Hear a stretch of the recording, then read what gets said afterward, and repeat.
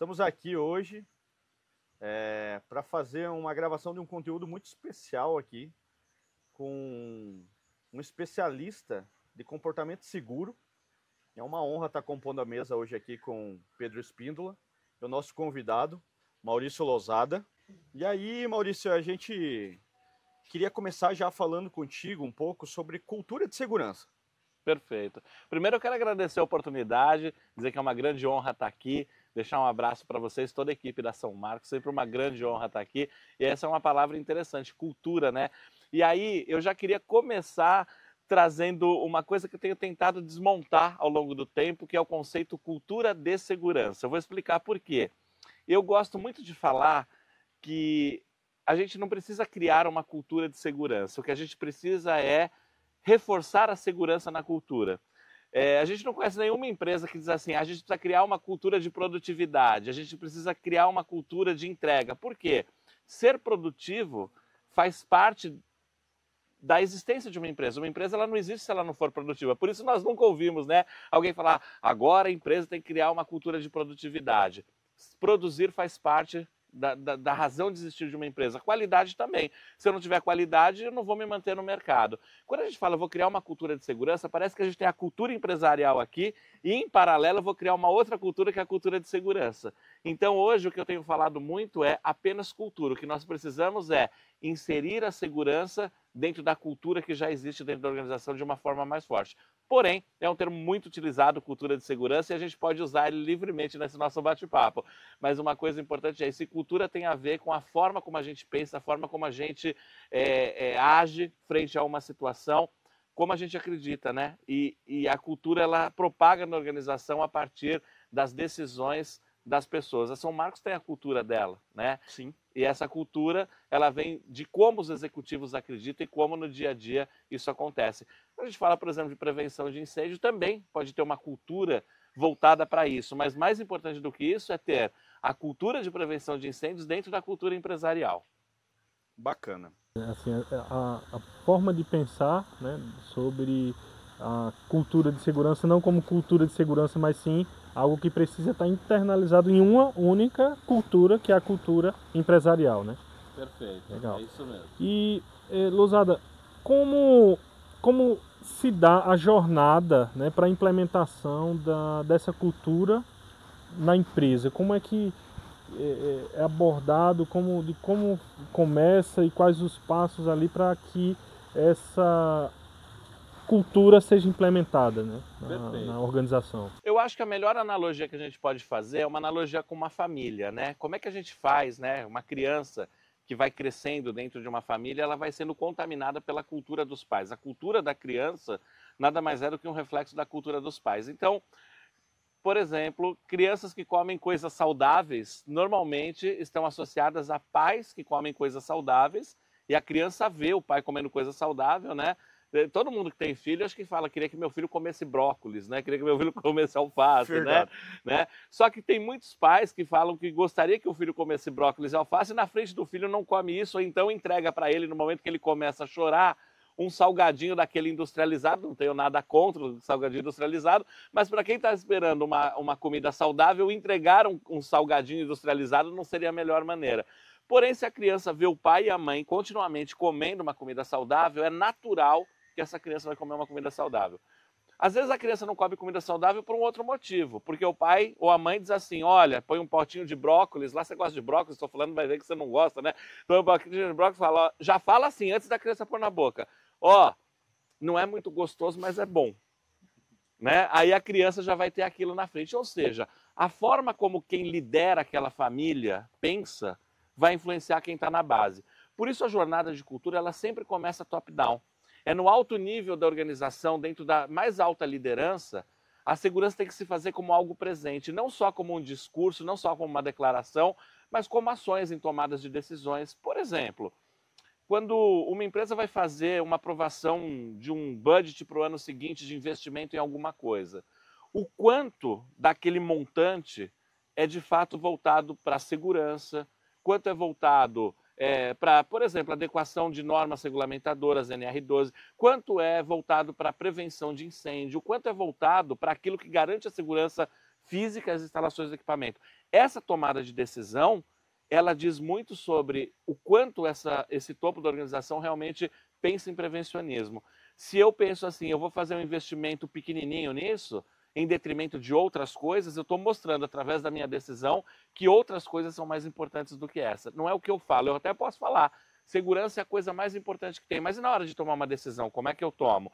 É como se eu estivesse dizendo assim para a criança, comer saudável é importante, mas toma um salgadinho.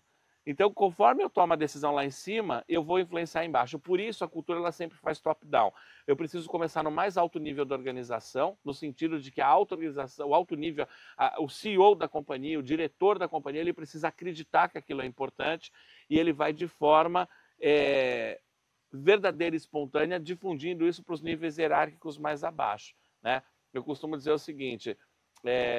tem uma famosa frase, né? Como é que é? Manda quem pode, obedece quem tem juízo, né? Essa frase que as pessoas... Né? E isso é verdade. Por exemplo, se eu trabalho numa organização onde quem manda não prioriza a segurança, não prioriza a proteção do ser humano, não prioriza a proteção do patrimônio, eu vou entender, se essa pessoa não prioriza isso, que está acima de mim, eu também não vou priorizar, eu vou entregar aquilo que a pessoa está me pedindo. Então a jornada ela começa nesse ponto, quando a gente entende que de cima para baixo, no alto nível da organização, a segurança é algo de fato importante. Esse é o primeiro passo. E a partir daí nós vamos tendo outros elementos, né, que vão difundindo a cultura dentro de uma organização. Então eu posso falar, por exemplo, de um compromisso visível da liderança, né?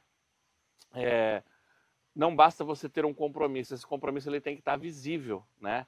Tem que estar perceptível, né? Quando a especialidade de vocês é prevenção de incêndios, quando você pensa que um líder, ele de fato se preocupa com isso, ele não transmite isso para as pessoas abaixo dele, que ele realmente tem uma preocupação com isso. Agora, se ele só fala e não se preocupa, ele não vai conseguir mostrar isso. Eu acho que esse é um ponto fundamental, é assim, é o compromisso visível. A galinha, quando bota ovo, ela cacareja, né? Para falar para todo mundo. O líder, ele pode ser comprometido com segurança, mas se ele não deixar isso claro, ele não vai mostrar para os níveis abaixo o quanto ele realmente é importante. Então, a jornada passa pelo topo da organização, essa jornada ela vem pelo compromisso visível da liderança e vai permeando vários outros aspectos, né? Disciplina operacional e uma série de outros elementos, mas tem que começar de cima para baixo. Ô Maurício, e aí você toca talvez no cerne da questão que historicamente a gente vive em uma sociedade que para o uso do cinto de segurança, por exemplo, a gente tem que ter uma legislação impondo uma multa para que isso aconteça, porque senão a gente não usa, né? A nossa história quanto sociedade é essa. E aí, fazendo esse paralelo, eu te pergunto, como que a gente consegue entender o que é clima e o que é cultura de segurança? E indo talvez um pouco até além, esse tema que você é especialista da aculturação, como fazer essa transformação? Tá. Primeiro vamos falar da diferença de clima e cultura, né? Eu posso fazer uma atividade com vocês Sim. aqui? Vocês consideram segurança uma coisa importante? Vocês dois consideram importante? Muito. Muito, certo? Eu também. Mas se eu fizesse uma pergunta, quantos de nós que estamos aqui, das pessoas que estão nos assistindo, que consideram segurança importante, mas já andaram sem cinto no banco de trás de um carro? Acho que a maioria. A maioria. Se eu perguntar quantos de nós falamos que segurança é importante, mas já nos flagramos diminuindo a velocidade na frente de um radar em uma rodovia porque a gente estava acima da velocidade? A maioria. A maioria. Quantos de nós falamos que segurança é importante, mas na hora de trocar uma lâmpada já subimos numa cadeira? A maioria. Na verdade, nós falamos que segurança é importante. Não é que não seja, de fato é. Só que na hora que a gente toma pequenas decisões, a gente toma essas pequenas decisões baseadas naquilo que é cultural nosso.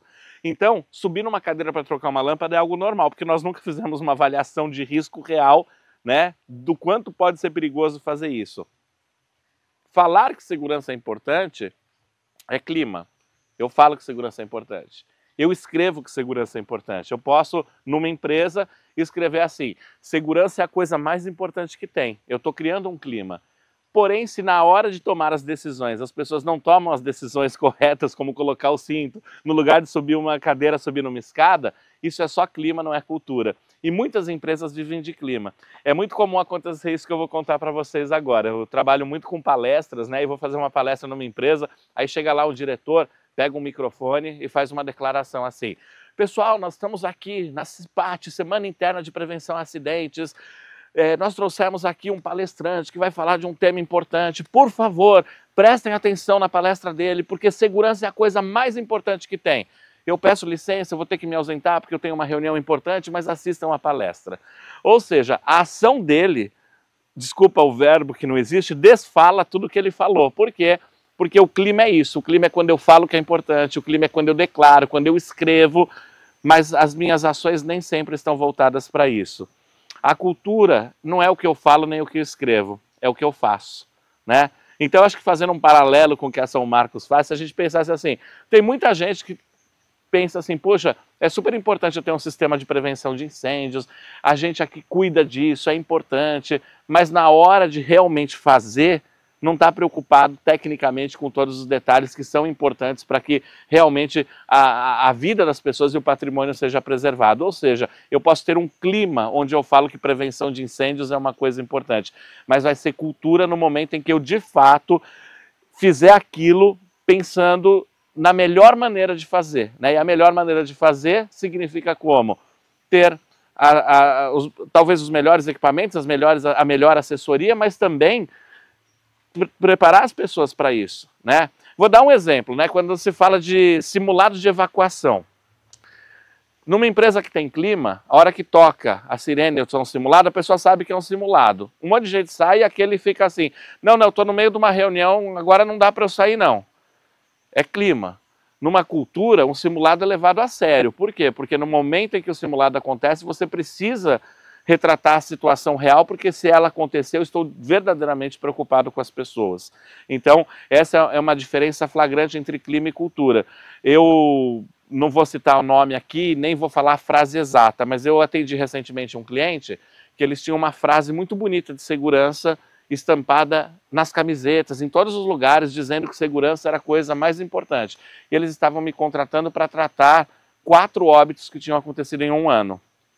Em outras palavras, a declaração de cultura estava lá, a declaração de clima, mas a cultura não estava acontecendo. Então, cultura, a diferença entre clima e cultura é isso, é o que eu falo, o que eu escrevo é clima, o que eu faço é cultura. Agora eu pergunto, se eu tenho cultura, eu posso também ter clima? Lógico que posso. Se eu fizer, eu posso escrever, eu posso falar. O problema é quem escreve, fala e não faz.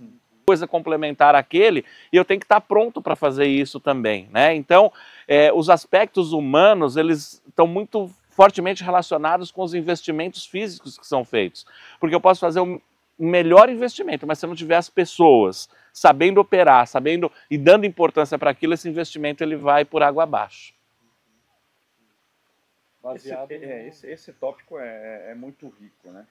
E eu vejo muito como o cerne da nossa sociedade é esse mesmo. Eu acho que é por aqui que passa uma mudança que a gente precisa atravessar. Senão a gente nunca vai viver realmente uma segurança em sua essência. E assim, uma coisa também que eu acho que a gente, quando pensa em clima e cultura, é o seguinte: existem empresas que elas fazem o mínimo necessário para se enquadrar numa legislação. Então, a legislação diz que eu tenho que ter isso, eu faço o mínimo para me enquadrar naquilo e estou atendendo a legislação. Porém, a legislação ela é feita de uma forma genérica para diversos segmentos, para diversas situações. Quando você tem uma forte cultura, atender a legislação não é a prioridade. É o básico. Eu preciso proteger o que de fato a vida das pessoas, eu preciso proteger, e mais do que isso, preciso proteger a forma como eu lido com o ser humano que trabalha comigo. Vai se tornar um facilitador. Exato. Eu vou utilizar essa norma de inspeção e testes para facilitar Exato. o trabalho. E não como um target, eu tenho que fazer isso aqui na norma, né? E aí quando você começa a olhar para isso, alguns investimentos em segurança, ou como a gente está conversando aqui com vocês, eu posso falar de prevenção de incêndios, A gente não está falando só da proteção do patrimônio físico ou da vida das pessoas. A gente está falando da proteção de uma marca, né? Você imagina, né, uma ocorrência numa empresa onde você tem uma quantidade de óbitos decorrente, por exemplo, de um incêndio. Vamos dar um exemplo, né? Que você fala de Boate Kiss. Se hoje existisse Boate Kiss, quem que frequentaria, mesmo tendo os melhores dispositivos contra incêndio ou as melhores saídas de emergência, porque a marca estaria associada à perda de vidas. Então, muitas vezes, quando uma empresa ela deixa de investir na proteção, ela também está deixando de investir na proteção da marca dela, porque uma ocorrência de grande porte vai fazer com que aquela marca perca totalmente o valor. Então, o executivo que ele pensa em segurança, ele pensa em proteger a vida, ele pensa em proteger em primeiro lugar, né? Porque eu acho que isso é inegociável, né?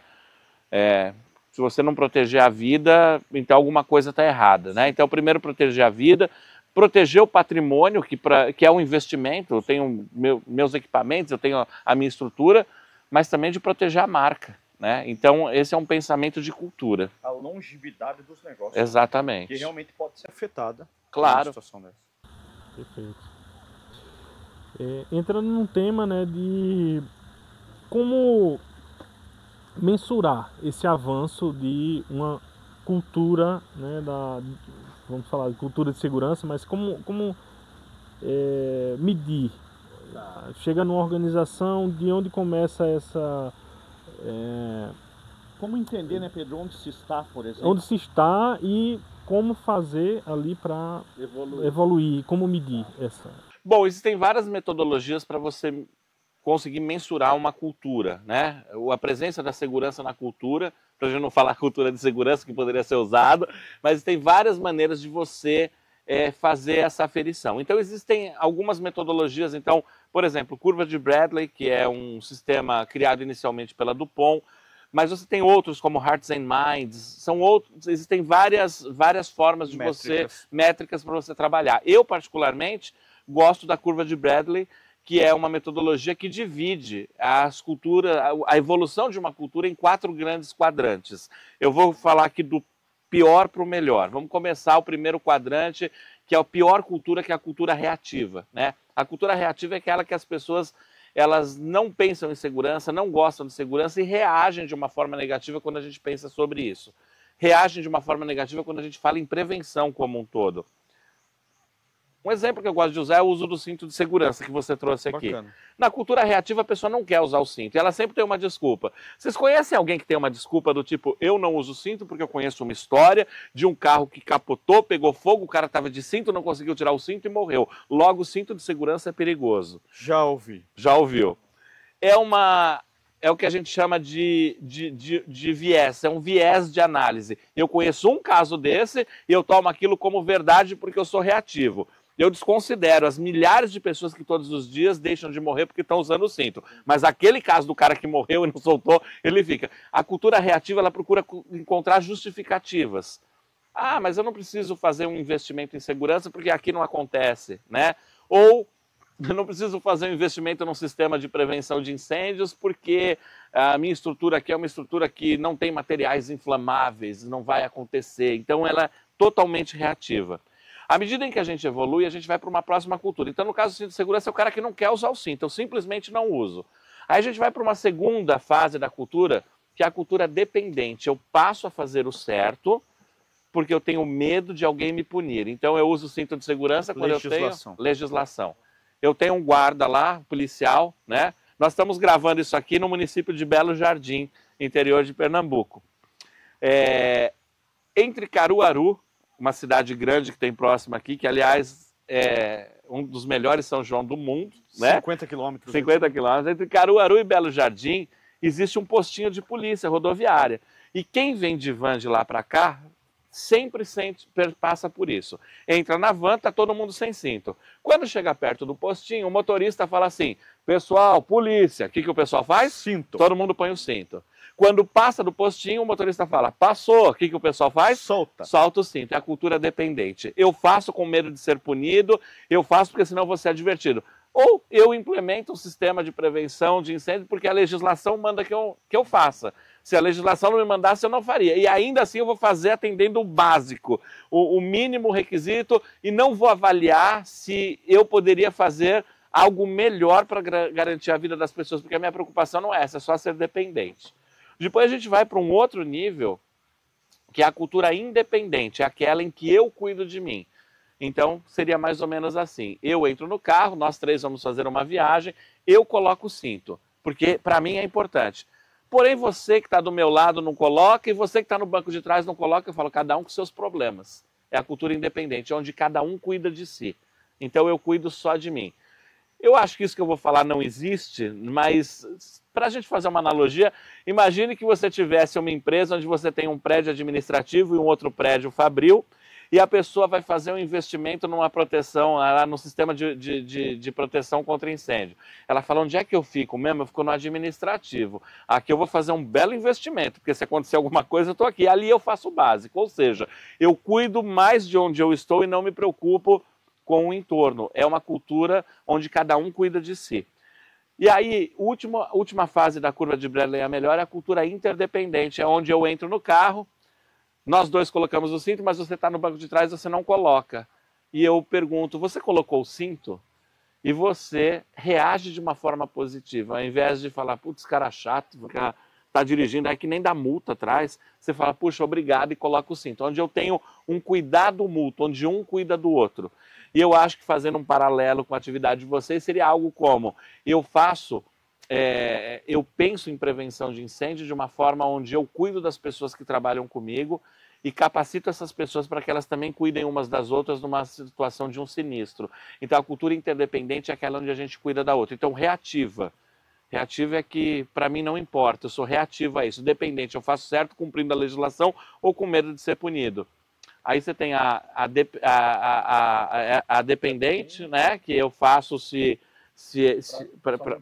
isso, é independente somente para mim, é interdependente para todos. E aí a gente começa a quebrar, né, alguns pontos, porque assim, nenhuma empresa está 100% numa cultura, né? A gente pode estar predominantemente numa cultura com rastros de culturas ali de um lado e para o outro. Então, à medida que a gente vai evoluindo, a gente vai percebendo, né? Vocês acabaram de citar uma empresa que a gente atende, uma empresa grande, e a evolução da cultura é muito perceptível dentro desses níveis. Como é que isso vai evoluindo e como as pessoas vão chegando lá. E aí, quando a gente fala de cultura, tem uma coisa interessante. A maioria tem uma tendência a influenciar a minoria, o chamado efeito manada, né? Se acontecer aqui, né? A gente está aqui num espaço onde tem um restaurante. Se todo mundo ali do restaurante levantar e sair correndo, a gente provavelmente vai parar essa gravação e vai sair. Depois a gente pergunta por quê, né?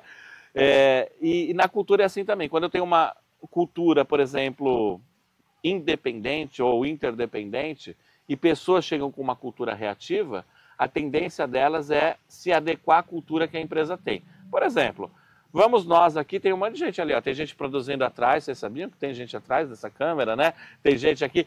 Se nós todos sairmos daqui e resolvermos ir num lugar onde eu tenho que atravessar numa faixa de pedestre. Só que é o seguinte, eu não estou acostumado a atravessar na faixa de pedestre, porém todos vocês estão.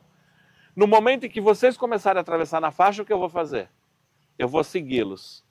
Porém, o inverso também é verdadeiro. Se eu estou acostumado a atravessar na faixa e vocês não, no momento em que vocês vão para fora da faixa, provavelmente eu abra mão de atravessar na faixa para acompanhar vocês.